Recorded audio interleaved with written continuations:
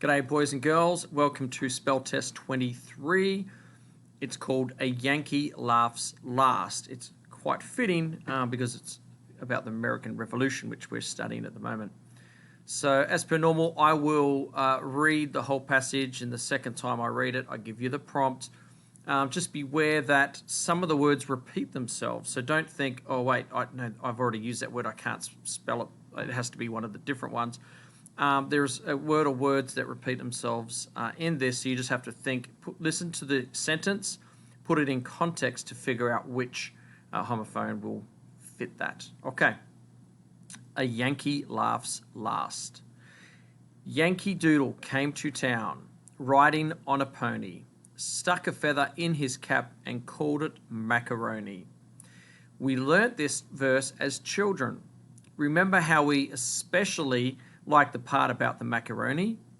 Yet American history shows that this common lyric was an 18th century anthem enthusiastically sung by adult colonists to express their patriotism.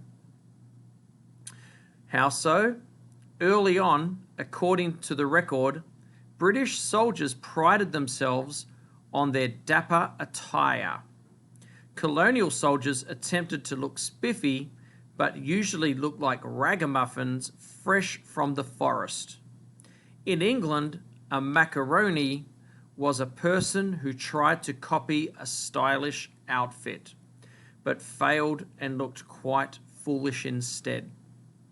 So this song was first sung by the British to discredit colonists. But at the British surrender at Yorktown, George Washington's troops struck up the Yankee Doodle chorus, making it necessary for the British soldiers to eat their words. Why did the colonists love this song from then on, and the British government consider it their least favourite tune? Okay. Yankee Doodle came to town, riding on a pony, stuck a feather in his cap and called it macaroni. We learned this verse as children. Remember how we especially liked the part about the macaroni. Yet American history shows that this common lyric was an 18th century anthem enthusiastically sung by adult colonists to express their patriotism. How so?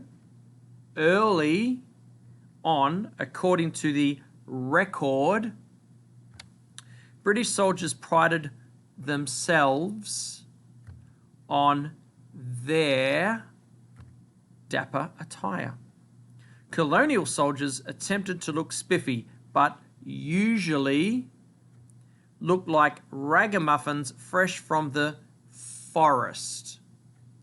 In England, a macaroni was a person who tried to copy a stylish outfit, but failed and looked quite foolish instead.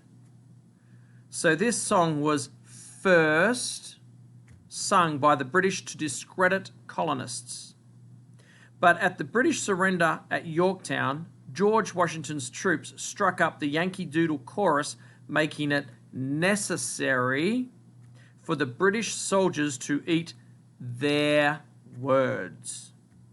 Why did the colonists love this song from then on, and the British government consider it their least favourite tune? Good luck.